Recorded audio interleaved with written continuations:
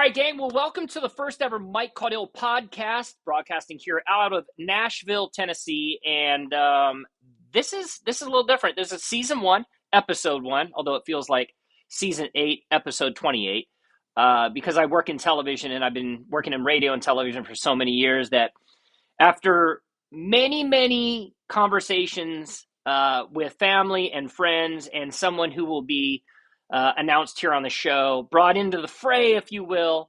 Bringing a podcast to market has been something that we've wanted to do for a long time. And so we thought 2024 would be a great year to do that. My name is Mike Caudill, and I'm going to be your host. We'll bring in that special guest a little bit further down the road, but wanted to kick it off with why now, why we're doing this podcast, and what's it going to be about. And it's gonna come in 2 parts. One is going to be a little bit about me and why it's relevant, and the other is going to be driven by the news cycle. I've covered the automotive and transportation industry for nearly 25 years as a public relations professional, as an automotive journalist, and as a television figurehead, being on shows from Fox and Friends and Fox Sports to CNN, headline news, and local stations all around the country that you may have seen me in a suit and tie talking about some of the coolest cars hitting the market, some of the boats that are, that you only dream about. And now fast forward to 2024, we're trying to bring that all together in one spot where we can talk about the great things happening in all of these various transportation worlds, the travel that I do, some of the coolest restaurants that I go to, and some things that are passionate to me. And that's, covering sports. I love sports. I played football in college. So we're going to talk about all that kind of stuff. And this is just ground zero, if you will. This is the launching point. And, we're going to have special guests on that we talk to over the course of this podcast series. So we're calling this season 1, episode 1. But what we believe is that this is going to be something that's going to turn into something special. So we're going to be talking about, and talk about our focus. We're going to talk about things happening in the auto industry, right? Electric vehicles or hybrids. What's the state of the future? And that's a big reason that we're launching this show now, is that there's so much discussion around electric vehicles, and I'm talking about them almost every single week. I just got back from New York right before the holidays, and I was in New York on multiple Fox Business and Fox News shows talking about the state of the auto industry as it relates to electric vehicles. And, there's this perception that, Mike's anti-electric vehicles. And to be honest, Mike's not anti-electric vehicles. I actually think they're all amazing cars. It's 2 different things, and we'll get into that further down the road, but I'll just tip my hat to it. One is just the infrastructure. I've talked about that since the beginning. And the second is the way that they're marketed. That there's stuff in both of those categories that lead to probably is thought that I don't like electric cars, but I absolutely love them. They're so much fun to drive. Hybrids, electrics, plug-ins, they're all really cool. And it's all about technology. So we're going to be talking about the major automotive news of the week. We're going to be talking about major big-time automotive topics, like I said a minute ago, about electric vehicles. We're going to be talking about special events in the industry. I travel to all of them, whether it's the Fort Lauderdale International Boat Show, to the Consumer Electronics Show, to the Specialty Equipment Market Association Show, or the big auto shows. I'm out there on the road test driving vehicles every single week when I'm home here in Tennessee. And if I'm not here in Tennessee, I'm actually traveling the country, going to various automotive events, test driving cars. For example, in February, I'll be in Montreal, Canada, test driving a Mitsubishi Outlander plug-in hybrid electric vehicle in the snow.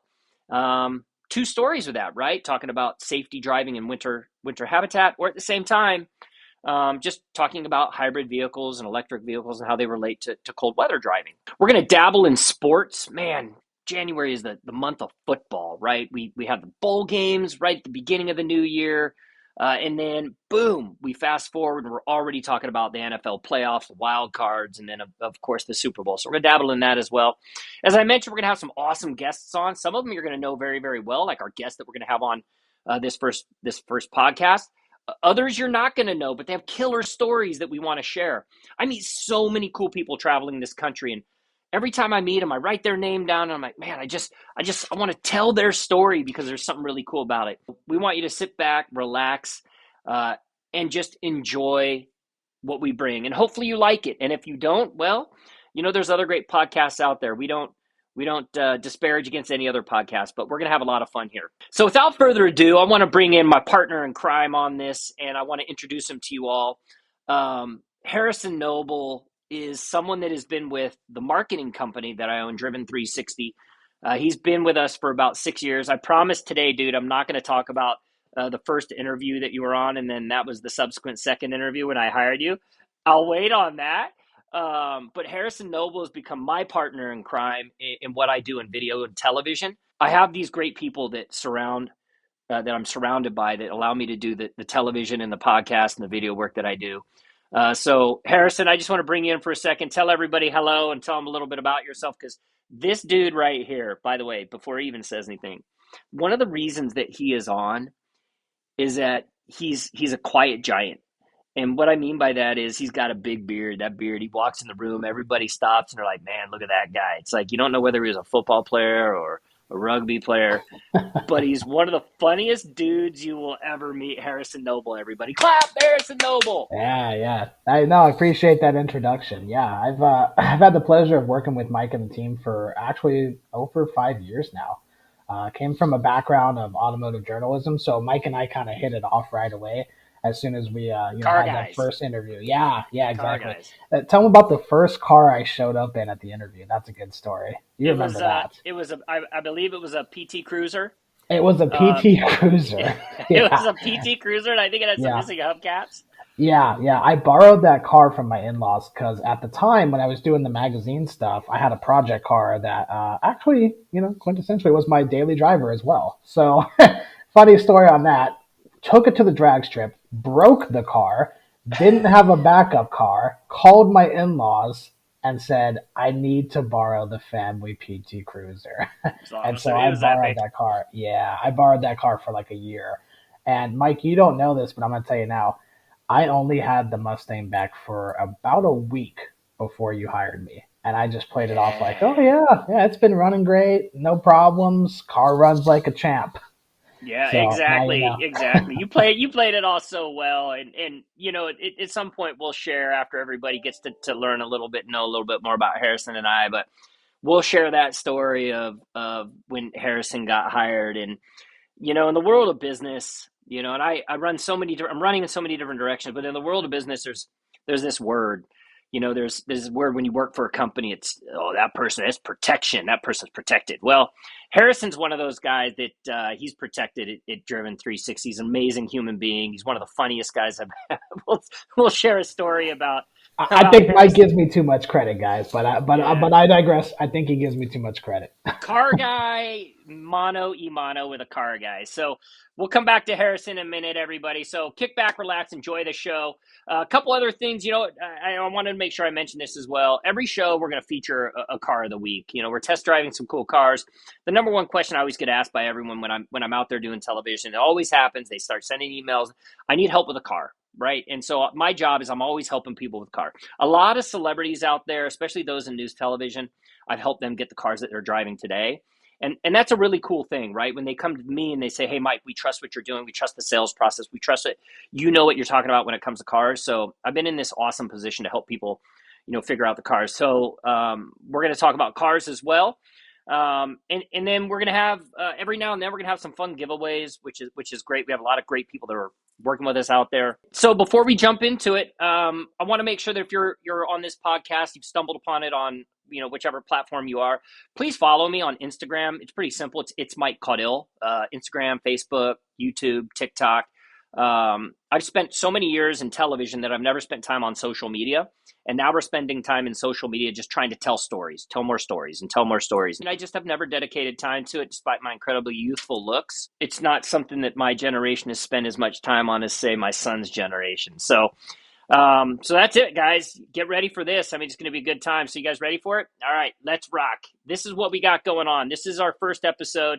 Coming up on today's show, massive recall by Ford Motor Company. We're going to talk a little bit about what January 1st meant as far as EV tax credits mean to the industry for 2024. We are absolutely, without a doubt, going to talk football, and football. And then we've got a special interview coming up with 13 years in the National Hot Rod Association, NHRA top fuel driver, special friend of mine, Bernstein, king of beers, racing under the Budweiser name. We're going to have our test drive of the week, and then we are going to showcase one of the products that was sent into the show. We're going to give that product back out to one of you, and it's gonna span around the Super Bowl. So, all right, you guys, we got a lot of stuff to cover off on today. This first part of the podcast is going to be pretty easy. A little bit about me. Most people don't know a lot about my background until they see me on television and they stumble on it. All right, this guy's a car guy. He's been around. So I've been in the auto industry for almost 25 years. Predating that, I worked for a United States congressman over my shoulder.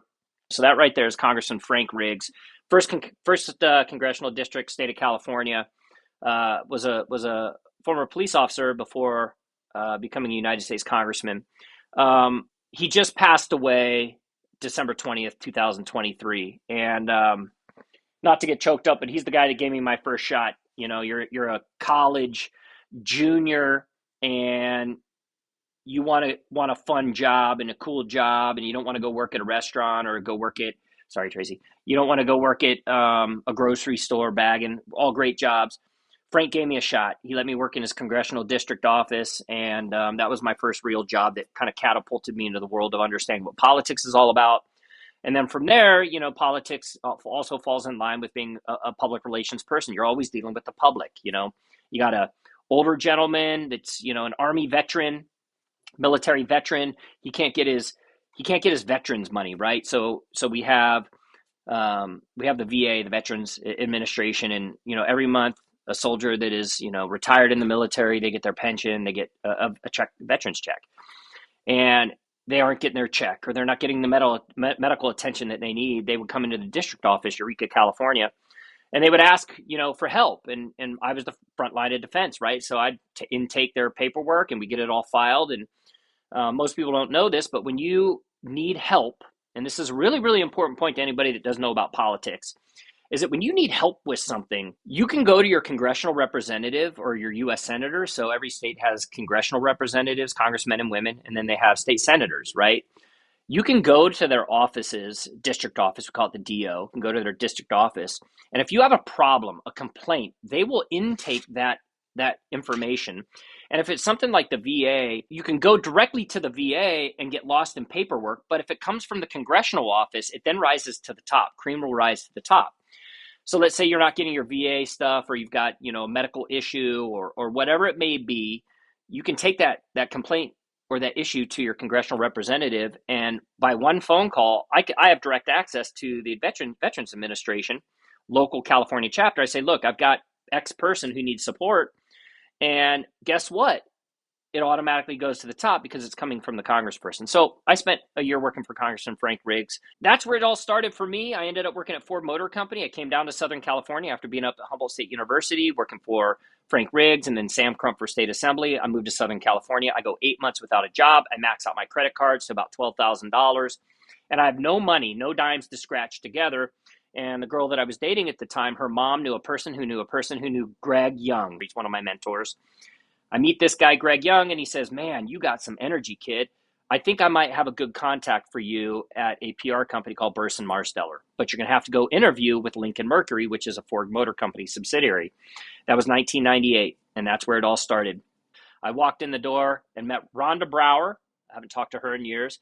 2 minutes into the conversation with Rhonda Brower is the same thing I told Harrison Noble when I hired him. 2 minutes into the conversation, I said, I like you, I'm hiring you. I hire people based on their personality, not based on their qualifications. And that's how I got my first real job in automotive PR, was under Rhonda Brower. Came through Greg Young and put me in front of my first ever real mentor that really helped me become not only the PR and journalist professional that I am today, but in many ways, I was a young dude at the time, helped me kind of learn to become a better man. And that's Jim Traynor, who's recently retired out of the auto industry. He closed out his amazing career at Hyundai as their head of PR, but he was the head of communications at the time. So making a long story even longer, team, started my career doing all this amazing stuff in automotive PR. The very first week or two I was in the office, Jim and another good friend of mine named Octavio Navarro, they wrote down on a piece of paper, you got to call this journalist. He's a well-known journalist with Car and Driver, and you got to call this journalist. I'm writing it down right now because you guys are going to laugh. And anybody at home, I'm going to pause for 3 seconds. I'm going to say, pronounce that name. So I had to be able to pronounce this name, and they didn't tell me how to pronounce it. They said, hey, Mike, call car and driver's office. You're going to get his assistant. And I called his office, and she didn't, she knew she was in on it. And I called the office, and they wanted me to say who I'm looking for. Car and driver, how may I help you? And I'm like, hey, I'm pausing. Anybody pronounce it? So those in the industry know. I said, can I speak to Casaba Casera? Try and say that. Casaba Casera. I mean, there's no A, but that's the only thing that made sense, right? Casaba. Casaba Casera. So everyone laughed. I could hear everybody in the cubes all laughing around me, and everyone's laughing at Lincoln's office. And Jim looks over the top, and he's like, "You're pronouncing his name wrong." And it turns out his name is Chubba Chetta. Still to this day, a really good friend of mine. And I was responsible for making sure that the editor-in-chief of Car and Driver magazine, Chubba Chetta, at that time magazines were still the holy grail. I was responsible for helping Chubba Chetta with the test drive of a Lincoln LS. And that meant that I had to drive to Sergio Alvarez Lincoln Mercury in the middle of the Inland Empire in California. I was living in California at the time. And I had to pick up this Lincoln LS. It was delivered to this dealer. I had to give it to Chubba Chetta, and I only had a couple days to do it. Anyway, it all worked out great. But what a great experience right at the beginning, Chubba Chetta. And that catapulted me into the career, right? Ford Motor Company, Lincoln Mercury. I left that job a few years in. I went to Mazda. I spent time working with another iconic PR professional, Jay Amistoy, Heather Croak, Sherry Gold. And those were amazing times in the auto industry. I remember at Lincoln Mercury, Octavio and we came up together. We were about the same age, and he took me to a 4th of July, or a Cinco de Mayo party in Santa Ana, and it was amazing. It was the first time I'd had like a real Mexican cultured Cinco de Mayo. The food, all of it was amazing. The music, it was just so awesome. He embraced me like a brother. So that all is what gave me the foundation for where I'm at today, going through Mazda, and then after Mazda. And Mazda was through an agency, Hill and Knowlton. So that's where I met guys like Todd Brooks. And that's all the team over at a different competitive PR agency now. And that's where it all started. All those years in the auto industry, just chasing cars, right? Chasing horsepower and spending so much time on the road covering the auto industry, going to auto shows. But I was on the other end. I wasn't a journalist. I was meeting all these journalists, and I was getting to know them, getting to know, all these names out there that I've seen for years. And it was just amazing to be such a young guy on the road doing all of this. And that transcended into, in my mind, in my mid-20s, going, you know what? I can start my own job. I can start my own agency. Well, back up a little bit. I went to work for a small boutique firm, and this small boutique firm, I was there for about a year. It was a fun experience. And at that point, towards the end, I just realized that I wanted to do it on my own, and I decided to start Driven Media Communications, which was an automotive focused public relations and marketing agency.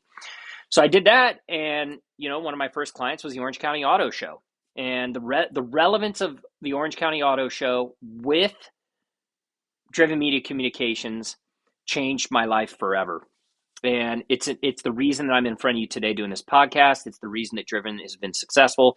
And it's the reason that I feel lucky to be in a position to talk about cars the way that I do. And what that all spans around is the fact that I had the Orange County Auto Show. I got Gail Anderson from KTLA to come down and cover the show. And on the very first time Gail Anderson was down there at the show, she is hard. Gail was hard. She was not nice to me. She was like, "You are a rookie, and I will kick your ass."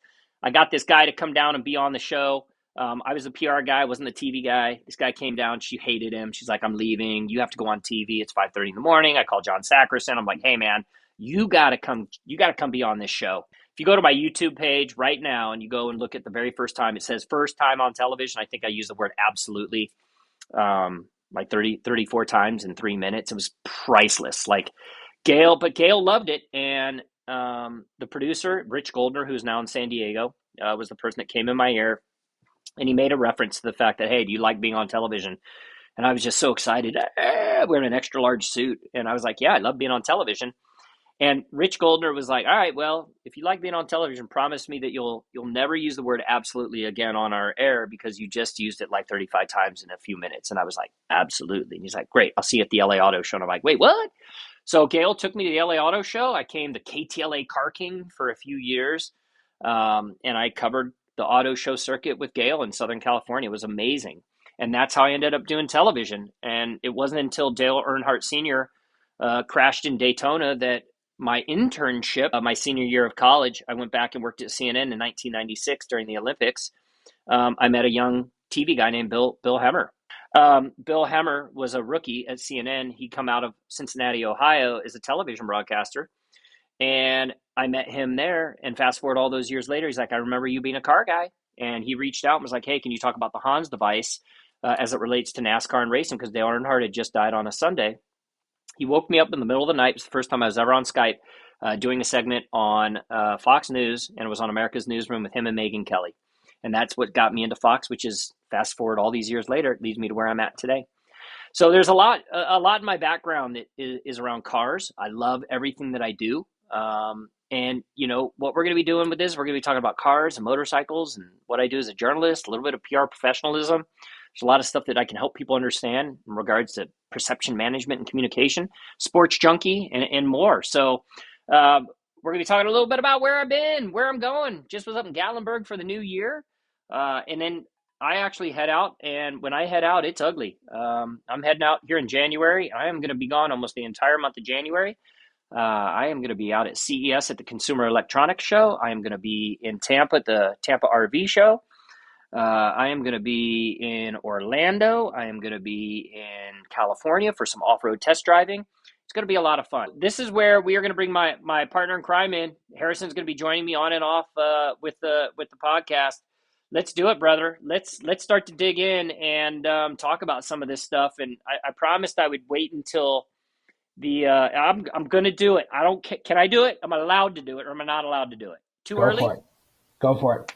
All right, we're going to kick it over to Harrison in a minute as we get into some of the news that we're going to talk about for the week, because there's some big time news. And speaking of Ford and Mustang, we'll talk about that in a minute. The reason that Harrison means a lot to the company, but more importantly means a lot to me, is that he's one of the most authentic humans that you ever meet. We had interviewed at Starbucks, and you know, this kid came in. He was super happy, super nervous. You know, he'd worked at Power Auto Media, which is this great conglomerate of digital creators. And, you know, he'd been covering the auto industry. One thing you'll learn about really fast about Harrison is that he's a big time car guy, just like me. And I interviewed him, and I went back to the office. I'm like, I like this kid. His PR background isn't really what we needed at the time, because he's not a trained PR guy, but he had this amazing presence, lovable.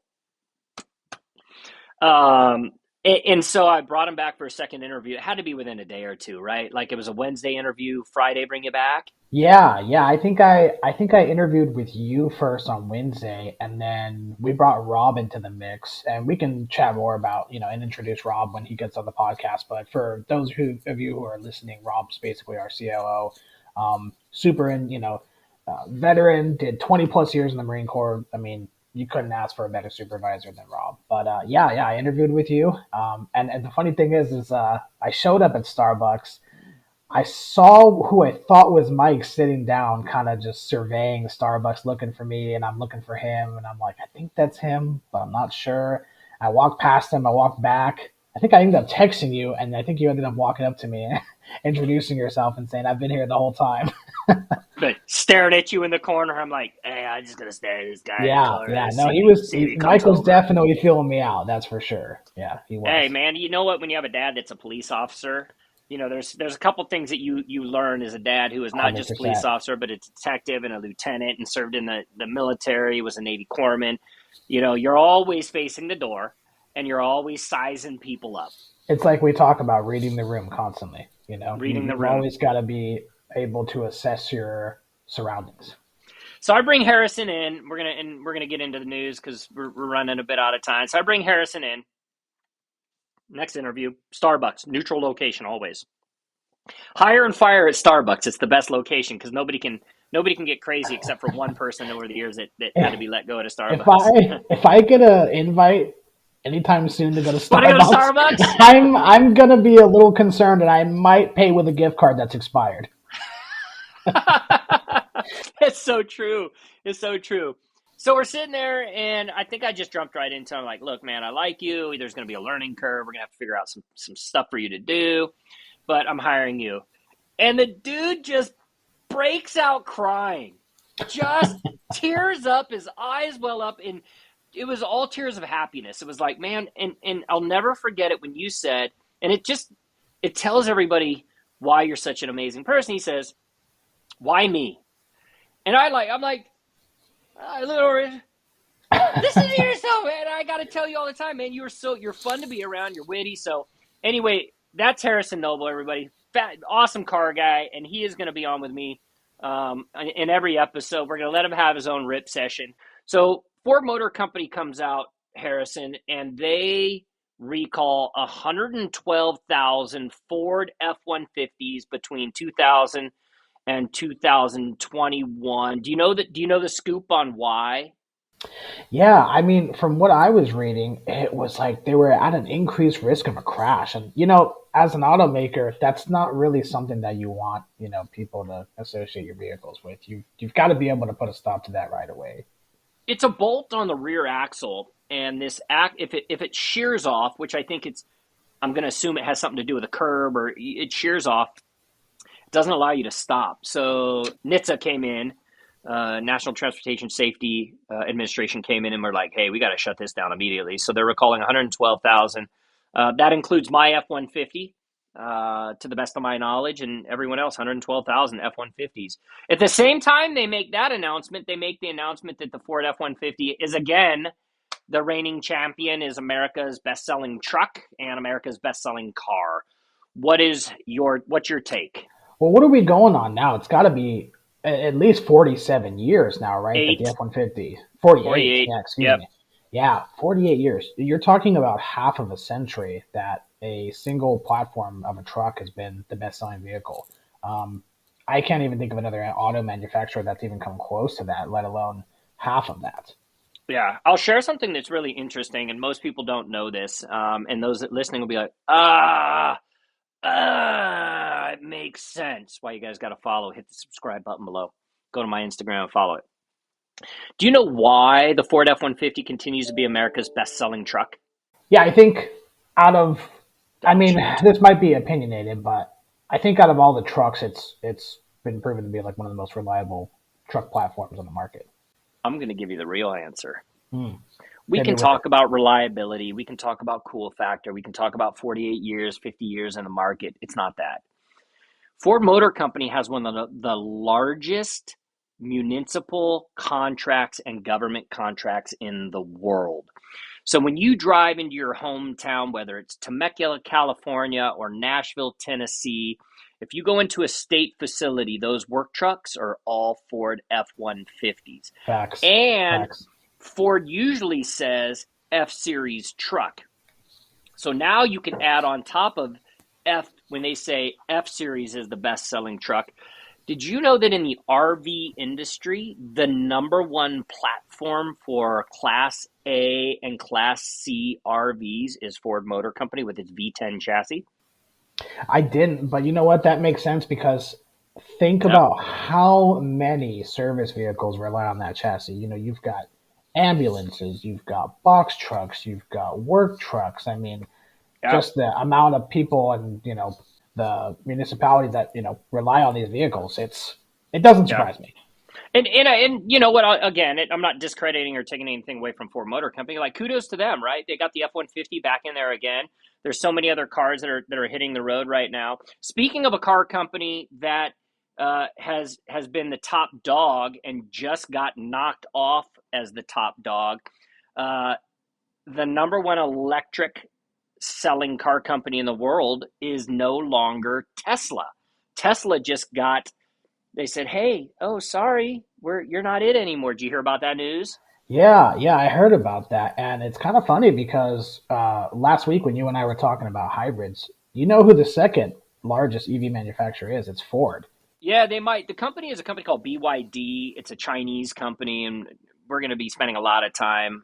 In fact, I think on this show we've got a little bit we're going to talk about in regards to um, electric vehicles, because there's just a lot. It's the hot topic right now. But BYD, yeah, they are the number one producer of electric vehicles, taking over Tesla. If you look at sales in the U.S., sales of EVs, I think total sales volume, I think it was at what, 9% to close out the year over year as an industry as a whole.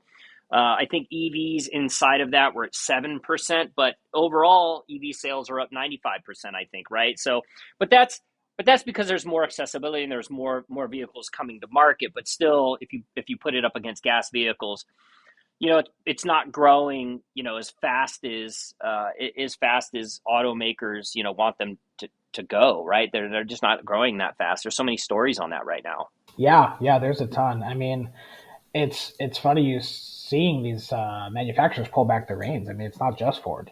You're looking at For Chevrolet too. Chevy, although it's funny you bring that up. You know what? Bravo to General Motors. What's really, really interesting about General Motors is that on January 1, the EV tax credits, which I promise everyone, this is not a political statement. I don't want this to be misconstrued as politics, but it's just really interesting to me. So the current administration, the Biden White House, when he took office, week one, said that I'm going to make all of the federal vehicles electric, right? And he's been the number one proponent and pusher of electric vehicles, and that's great, right? The government wants to push electric vehicles. But what's really, really interesting about it is that the EV tax credits, he wants people to buy electric vehicles, but at the same time, then he comes in on top of it and says, oh, but hold on, all of those electric components have to be made in America.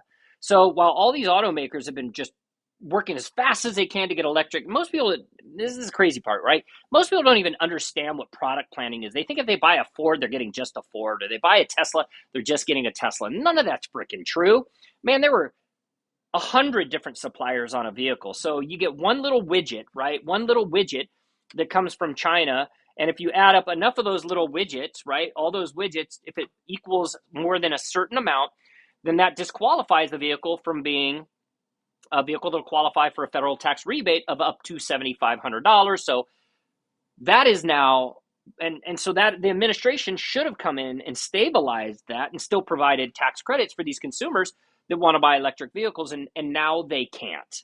Yeah, I totally agree. It's like a double-edged sword. It's like if that certain amount of components weren't made in the U.S. I mean, you don't qualify for the tax credit. I don't think that's necessarily fair, and I don't think that gets enough publicity either, because you might go into a situation where you're looking for a certain payment or a certain MSRP, expecting to get that tax credit, and at the end of the day, you don't get it, and that completely ruins your budget. And it does right now, and it goes back to what you said a minute ago, Harrison. You know, you mentioned General Motors, right? And Ford stepping up their game in the EV market. So if you look at vehicles that still qualify for the federal tax rebate, you're going to look at the Chevy Bolt, you're going to look at the Ford F-150 Lightning, a couple of Teslas, maybe one plug-in hybrid or whatnot. But outside of that, that number then dwindles really, really fast. So what did General Motors do? And I was like, bravo to General Motors, right? So many automakers are just like, we're going to jump in. And General Motors has jumped in, but they put their money where their mouth is. And I think this is remarkable. I need to read up a little bit more on the details, but the headline basically said that General Motors has come out, and for EVs that do not qualify for a federal tax rebate, they are going to apply their own federal tax rebate of up to $7,500. So, I mean, you want to talk about a cool proposition. I'm going to go buy a General Motors product if I'm going to actually get money back from the automaker, Harrison. Yeah, that's incentivization that, is not going to be matched by another automaker, because if you're Ford and you're Tesla and you're looking at GM's almost giving 10 grand off of an EV that you don't have to sign up for it. This isn't a credit score impact. We're just giving you it right off the bat. That's a big incentive to want to go with that company. It's a massive incentive to go with that company. And, it's interesting, and we're going to dig in just a little bit more before we go to break, but what's really interesting about the market right now is that there are more than 30 electric vehicles available out there on the market, right? There's a lot of choice. Why is Tesla's stock coming down? It's coming down because there's a lot of choice for people in the market, right? If you want to buy an electric vehicle, man, you can get a Kia EV6, you can get a Hyundai Ioniq 5, you can get a Ford Lightning, you can get a Rivian. There's so many really cool options if you want to go electric. It just now turns into a situation of what's that average median price going to be? Well, it's still sitting at about $57,000 as the average price. Now, let me pump everybody at home because I've heard every news station, CNN and Fox, say this, and that is, oh, the average median price of an electric vehicle is $57,000. Well, guess what? That's actually not true. If you take the Porsche Taycan, right, and you take some of the higher end EVs that are up over six figures, and then you take those, which are a very small minority, and then you take all those are in the 20s and 30s, that takes that average cost up to that 57,000. I would say that the transaction price is significantly lower. I bet you the average transaction price is probably in the low 40s, maybe for an electric vehicle, which is still stiff. You still have to be able to afford it. Right. But I mean, there's great diversity and opportunity for people to buy electric vehicles if they want them. Yeah, and that's one thing I want to touch on too with you is what if you're not ready for the EV, but you still want some of the EV, electrification, you still want some of those, kind of high end property stuff like that. There's hybrids, and there's a lot going on with hybrids. You buy a Mustang? No, I'm kidding.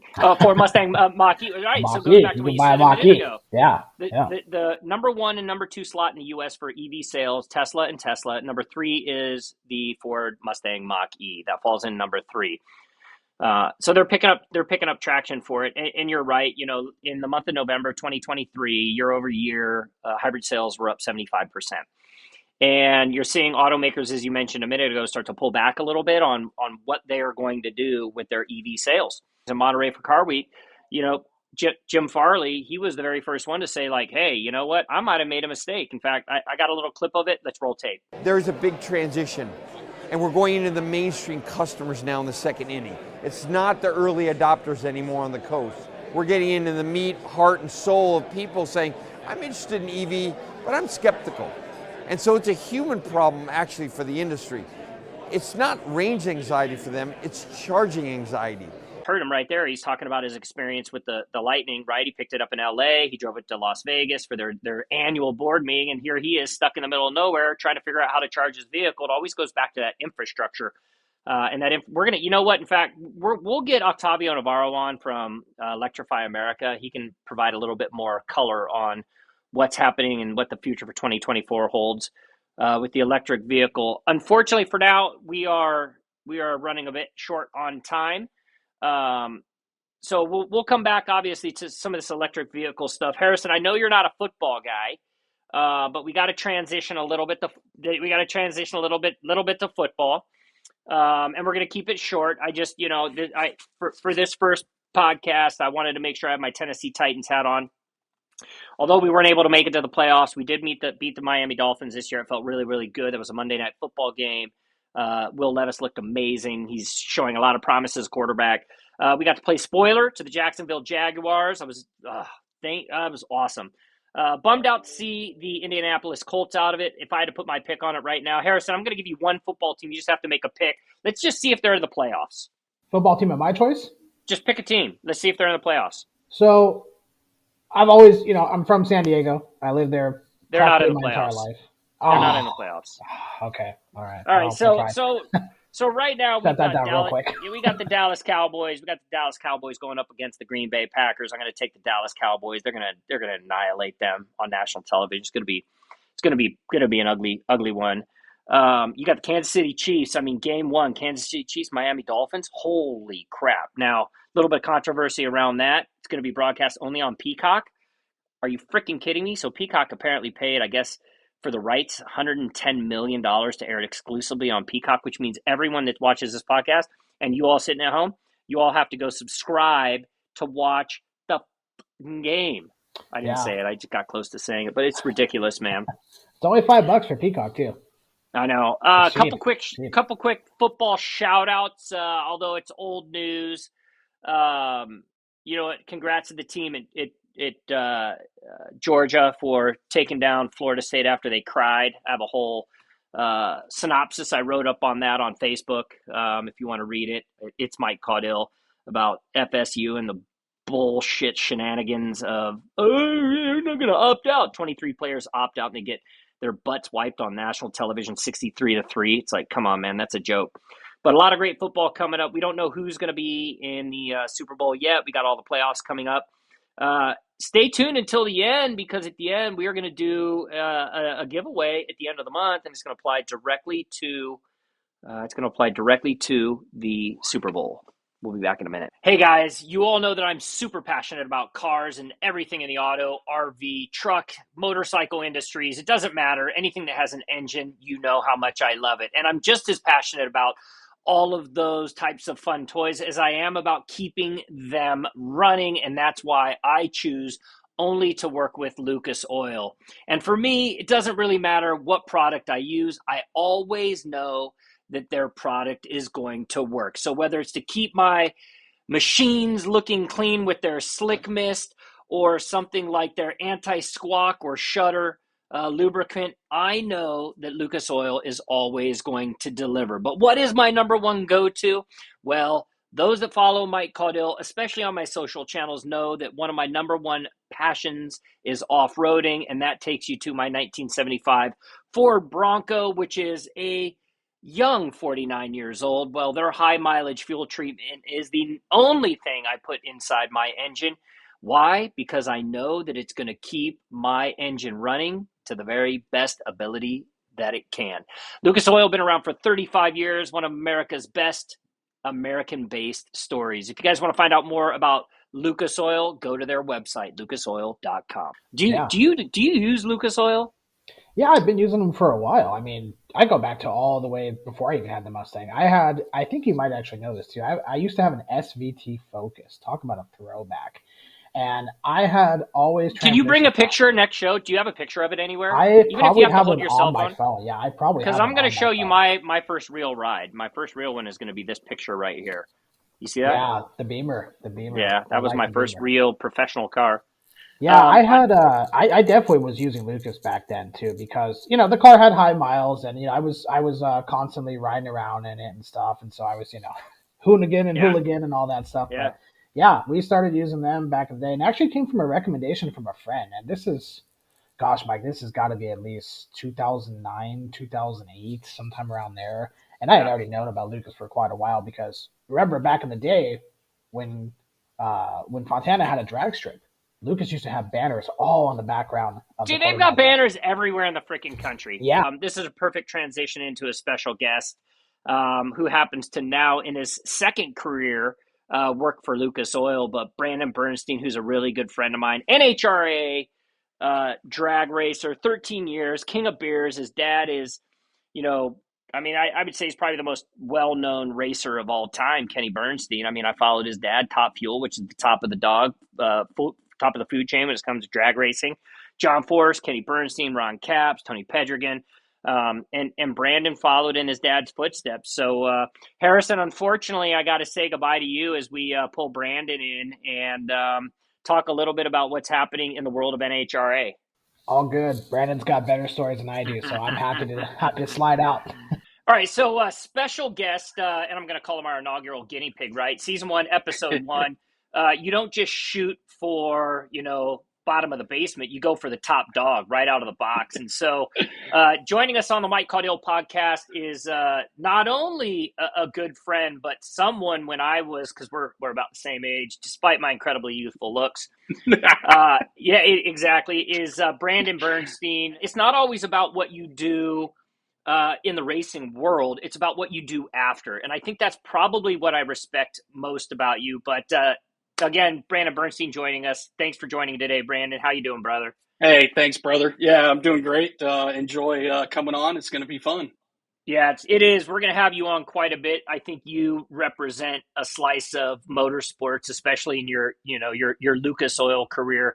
You're in the trenches. The up and coming drivers and whatnot. But for all those that are joining, you and I, I played college football. Then I went into my career, and I remember, and it's fun to share this because I remember running around the paddock at NHRA when I was in my 20s. And, we've talked about Eric Medlin, which Lucas Oil does a great job supporting Lucas Oil, Eric Medlin Foundation. But I remember seeing you on the other side of the line be like, dude, to my buddy Matt Scroggs, I'm like, dude, that's Brandon Bernstein, and there's his dad, Kenny Bernstein. And then you go over to John Force pit, and you're like, whoa, that's John Force. But everybody was super personable, and now we're good friends. And Tell me Absolutely. about your career, man. Tell me about what it means, and I'm going to ask the Yeah. question about going 300 plus miles an hour, but just I know. I know. start with it. Give everyone the story.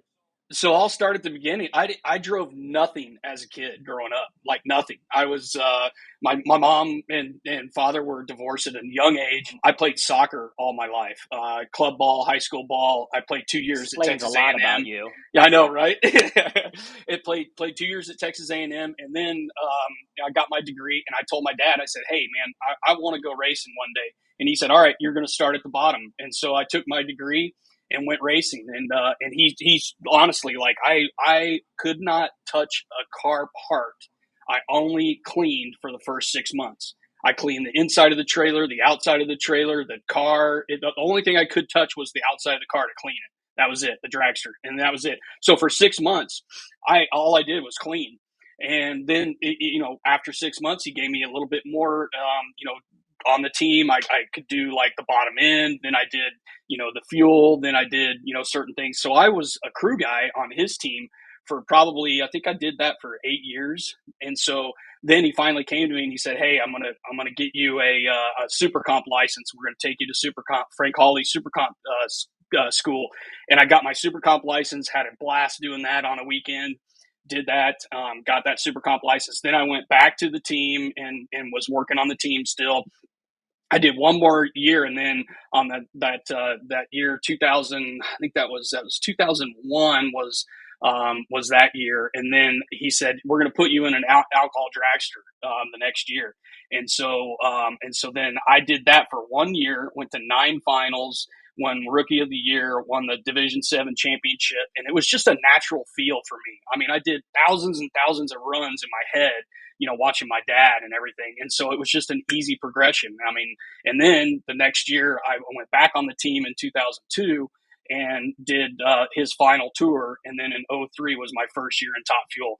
And then the rest is kind of history, because '03 was like an amazing year. I mean, we were leading the points. I'd won 5 out of the first 8 races. I mean, it was just a storybook, rookie year coming in. And then I had my crash, and everybody knows about that. So it was just it was the end of that season. But man, that was kind of the progression of me driving. And then I drove for over 14 years. 13 years is what was the total that I drove. Yeah. It's always interesting to me, and I was closer to Eric because one of my best friends and my college roommates, his dad grew up in Oakdale, California, which is, Yep. that's where John Medlin, Eric's dad, and Yep. they own this restaurant there, House of Beef. Nice. And it was like brisket and like a barbecue place, right? Yeah. And whenever I go to Oakdale with my buddy Matt, we'd go in there and we'd see John's brother, Yep. Eric's dad. And then when we go to the races, Eric was always washing the windows of John Force's car. And I'm trying to Yep. remember, was it Ron Capps? I think it was Ron Capps.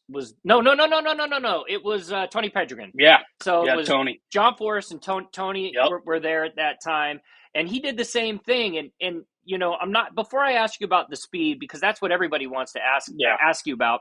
I'm going to flip it, and I'll never forget. I was in Corona on the 15 freeway, on the interchange between the 15 freeway and the 91, getting ready to head home towards Temecula, when Dennis Scroggins, who was John Medlin's friend in Oakdale, called and he said, "Did you hear the news?" And I said, "No." And he said, "Eric died." Mm-hmm. And I'm like, "What do you mean?" And he was down in Florida testing, and so your crash, you were having such a highlight. It was such a remarkable season.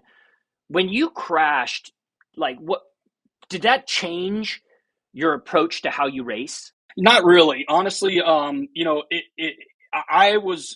I was learning so much so quickly, because that was my rookie year, and my dad was teaching me so much so fast that I really just, was trying to do everything right, right out the gate. And I mean, you think about it. I mean, we had Budweiser, we had the biggest sponsor, biggest name out there. I mean, so there was a ton of pressure on me to perform and to win right out the gate. And so I put that on myself, no less, so really I was trying to do everything right all the time. And it was a rookie mistake in my crash. Honestly, I came off and on the throttle way too many times, got it out of control. And if I just squeezed the throttle and just eased into it when the car got out of control, then I think I would have, never had the crash. But I did, and it was a rookie mistake, and I owned up to it, and I learned so much after that because I was out of the car the whole year. I mean, I had a broken T3 fracture separation, major, major pain, like the most excruciating pain you can ever imagine because the T3 is up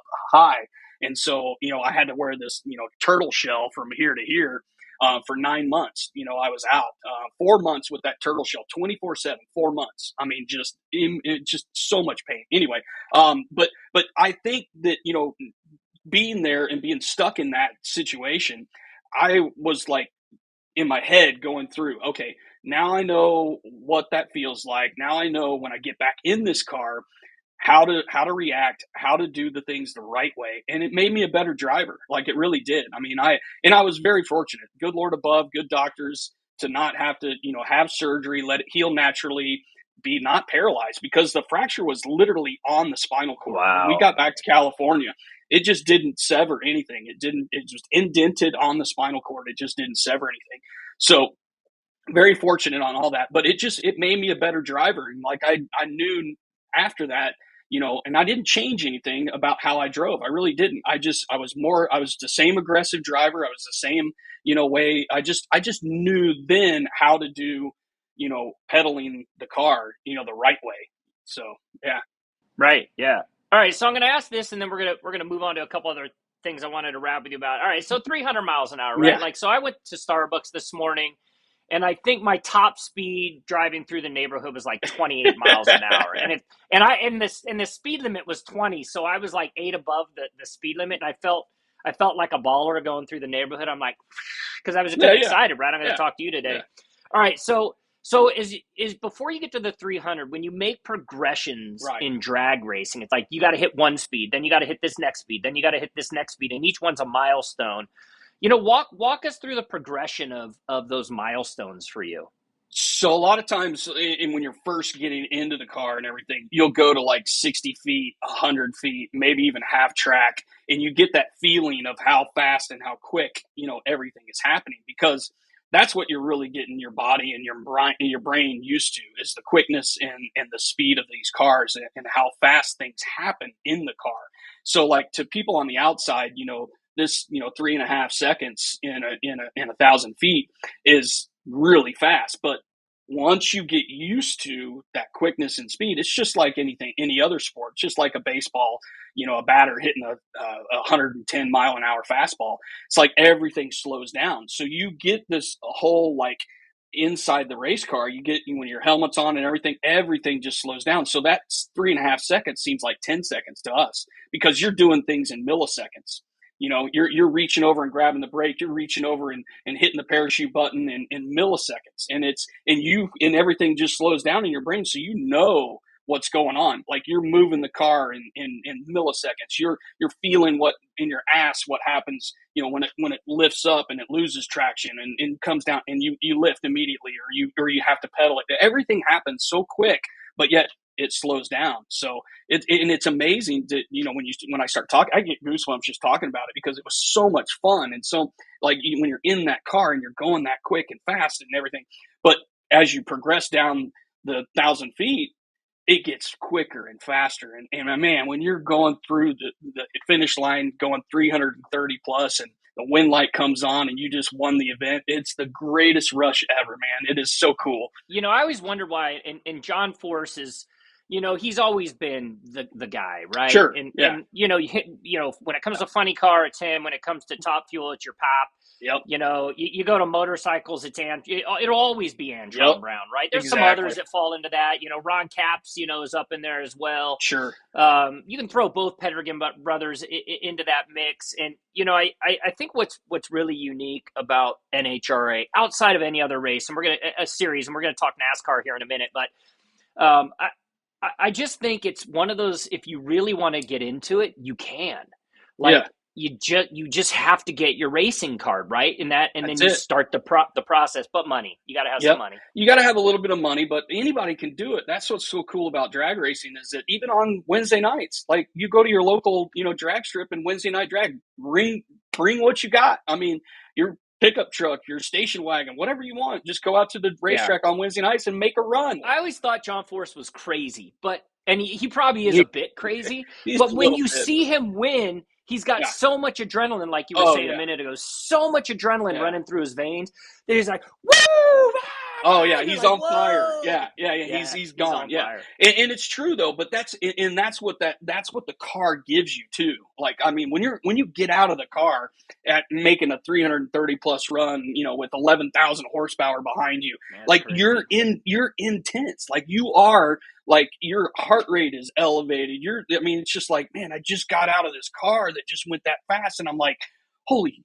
It's like, man, this is awesome, you know. And it's just like, you're elevated so much, and so yeah, you're gonna be like that. But he's a little extreme, but yeah, but and he's like that all the time though. That's what's great about Johnny is that like, you know, I could talk to him, you know, any day, and you just don't know what you're gonna get sometimes. And he does kind of go all around the place. So when you do talk, he to him, does. but he's awesome. And it's approachable. And I think before we're going to move on here, it's approachable. NHRA is approachable because you can walk through the pits.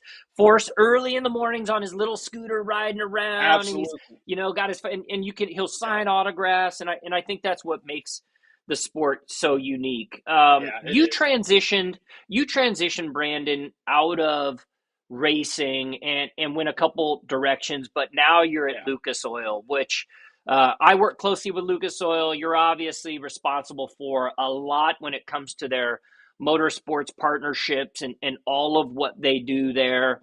And you're tied in, obviously, because of Morgan Lucas, right? Like you guys raced together. Fast forward now to 2024. Actually, I'll back up to 2023.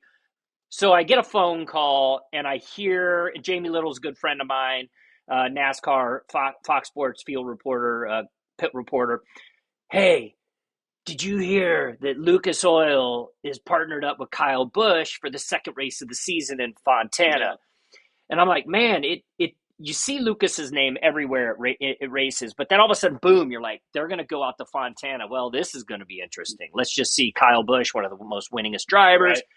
Dude, what did that – I mean, you were there, dude, and what did that mean? It was amazing because, like, leading up to that, you know, we've always had a technical relationship with RCR and ECR, the engine builder that they own and everything. So we've always supplied them with oil, and it's always been just, you know, just a technical partnership. And way back in the day, they did, you know, one-off races here and there, but it was never really, you know, anything big, and they didn't do anything. And so when they came to us and said, hey, we've got an opportunity to, you know, for this race and everything, I was like, oh, this is going to be great, you know. And so I pitched it pretty hard to Morgan and Katie and said, hey, this could be really, really good. And it's not it could also be my job. And it could be really also bad. Be my job for the money that we put into this. If he didn't even qualify, or he had some issue on the lap. The thing was, it's like it's his first year at RCR, and so who knows when he's going to get a win, you know, whatever. And it could be really bad. I mean, this could be like 2 laps in and he crashes and we're done, you know, kind of thing.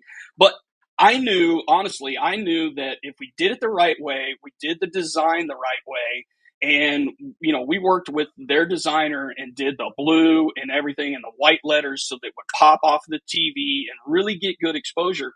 I said, this could be really, really great. And I knew his history at that racetrack, and I said, there's a really good chance that he could do well here, you know. So it was really strategic in what, you know, we really wanted out of it and how I positioned it to, you know, our higher ups and everything. And so in doing it and being there, and man, when I'm standing there and I'm watching and you know, as the race progressed and everything, I'm like, man, we're up there, and we're like, and he's kicking butt, man. And it's like you said about drag racing. Things slow down, right? And every lap, it's like slowing further and further down. You're like, is he going to make it? Just that kind of a day. And I was like, holy crap, we may win this thing. I mean, it just, and just I mean, I'm getting text messages, you know, as we're getting later in the race, and like, man, this car looks awesome on TV. You guys did a great job on what it looks like, and we're getting so much exposure on TV. And I'm like, yeah, but we're still in it, man. We got a few more laps to go. And I mean, it was just a great day. I mean, it was just amazing, and he did an awesome job. The team did an awesome job, and you know, we really worked hard as a marketing team too, to make sure that it was the right fit, and it looked great on TV. So it was cool. You know what I think? My dad has always said to me from the time I was a kid, he's always said, success breeds success. And Yep. so you guys have announced that you're going to be partnering again with RCR moving into the 2024 season. Yeah. And you've got a little hitch to that partnership with Brexton. Yeah. Tell us about what's in store for Lucas, and then we're going to talk a little bit of sports because you had a massive weekend. Yeah. But yeah, let's talk a little bit about the partnership. Yeah, so this year in 2024, we're gonna do 3 races with the number 8 car with Kyle in RCR. So and it's gonna be a lot of fun. So we'll do 3 of those races, but then we're also doing with Kyle and Brexton, his son. We're doing their dirt series. So Kyle will be fully branded, and some of you may have seen or not. He was at the shootout, the Tulsa shootout, and racing the Lucas car there. So we'll do all of his sprint car and midget racing, dirt racing. It's fully branded Lucas Oil. But then Brexton, he's going to have an associate deal with Brexton. We're going to have an associate deal with Brexton, so it won't be fully branded. He'll still have his green car and everything, but we'll have Lucas on that car too. But we're really excited about the Bushes because it's just a family dynamic that we really love. The father son, and man, that kid Brexton, he's a killer, dude. He's so cool. It's awesome. I mean, he's just a really good kid, and we like to see that next generation of Bushes coming through. It is cool, and it's fun to see you also stay involved. I played football. I did my shoulder twice on my left side, and I did my right side once. I didn't make it to the pinnacle of professional, as you did in racing. I made it up through college, and for the first 10 years, I was like, man, 15 years, I can't even watch a game. I just don't, it's not that I lost the love. It's just, I was so ashamed of the fact that I couldn't progress to that next level. And you're giving back, right? You're Lucas. You've taken what you've learned, and you're now, and dude, you're a winner because you showed what you could do on the track, and now you're doing it with Kyle Busch. Well, it's fun. I enjoy it. That part's awesome. Yeah. Speaking of winning, dude, all right. So Indianapolis, you and I were together a few weeks ago. We talked about Minshew. We had one more game if the Titans could pull off. I wore this hat today because we obviously played spoiler this last week to the Jacksonville Jaguars. They're like the Raiders to me, the Jaguars. Right. And so, we ended up winning a game that we were not supposed to win. We ended up, beating the Dolphins, which we were not supposed to do. And then, I came into Indy and was hanging out with you, and I was like, oh, Indy, they're going to beat a team. And then before we got on the podcast, you were like, dude, I told you they're going to lose. They're going to choke. And they do. Here's the deal with the Colts. I'm going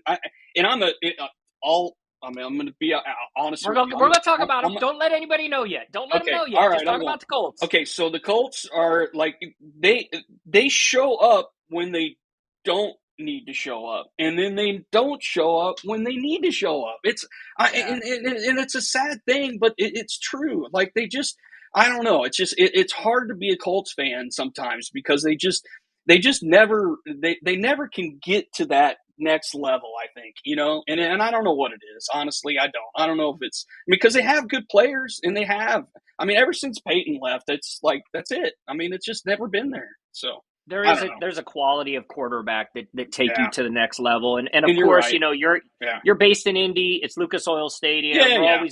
We're always gonna have a soft spot. You were born and raised in Dallas. Sure. 38-10, not only over. And I don't care. People can write in and be like, you insensitive prick. The Washington Redskins, lost 38-10. The Commanders 38-10. The Redskins.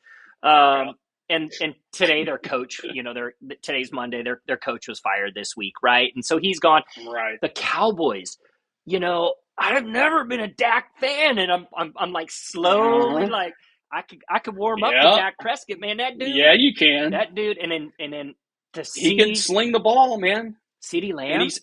and now I think, dude, and Lamb is just a stud. I mean, that guy. I mean, he catches anything. You get the ball anywhere close to him, and he'll go up and catch anything. Yeah. Like he will. I mean, it's just amazing. He's a stud. But no, I mean, Dak. In I hear. I mean, everybody talks about him, and everybody talks about how he's not. But honestly, this year, I think he's shown a real maturity in his like way he progresses through his passing and everything. So, Yep. and he can still throw the ball, man. He can throw the ball well. So, He can. hopefully, I mean, it's, Green Bay is going to be a tough one because they're running pretty strong right now. They're running hot, but I still think that we've got some good times to come. I think we can go pretty deep in this playoff. We're running a bit out of time, but I wanted to kind of close with this. I read yesterday that it was a few games into the season that CeeDee Lamb went to Mike McCarthy and he said, "Hey, look, I'm not trying to be arrogant. I'm not trying to be a look at me. I'm not trying to be one of those wide receivers, coach. But if you, Dak, and I can get on the same page, I'll make plays for you. I promise I'll make plays." And he wasn't arrogant about it, right? And if you've heard the guy's interviews, he's a good dude. And right when I was reading that, I was watching the game. Dude catches an end zone shot, and I'm like, man, that's right. Just I know it's solid. I mean, and that's the kind of leadership that you really want with your team. I mean, obviously, I mean, so to have a guy like that on your team and that says, "Hey, give me the ball a lot," I'll take us to that next level, and not being, like you said, not being arrogant, not being cocky, just I'm a performer and let me perform. Let me go out there and do it. Let me go out there and get us wins. So, yeah. You know what? There's nobody else that brings more energy than you do, Brandon. So we'll definitely be having you back on, brother. Thanks for joining the Mike Caudill podcast today. Awesome. Thanks, brother. We'll see you. All right, man. Thanks. All right, Harrison. What's the fastest you've ever been in a car? Oh, fastest I've ever been in a car. Again, another story from Fontana. Went down the drag strip. Okay, all right. Hold on. 320 miles an hour is what Brandon went. What's the number? Wow. No. 140. You just said, 140. And in that, I mean, it's just amazing, right? 320 miles an hour from Brandon Bernstein. We're getting near the end of the show.